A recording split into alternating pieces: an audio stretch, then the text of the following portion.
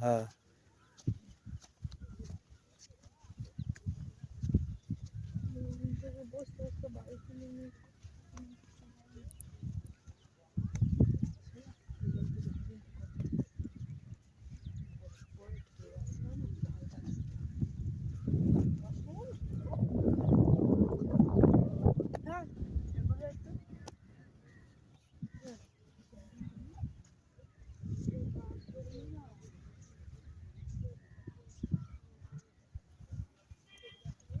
দেখো বন্ধুরা,